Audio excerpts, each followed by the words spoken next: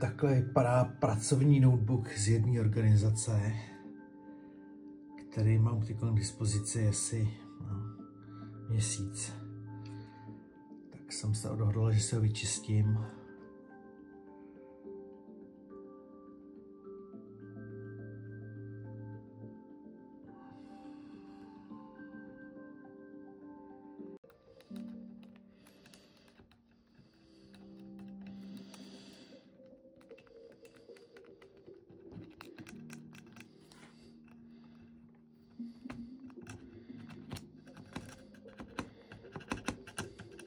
Takhle prosím vypadá chladič, jo.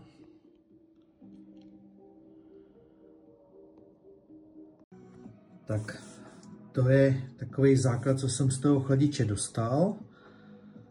Ještě to bude chtít trošičku a profoukat. A docela by mě zajímalo, jak jste na tom vy.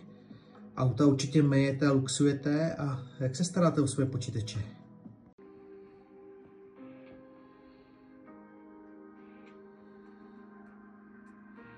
Tak, údržba hotová.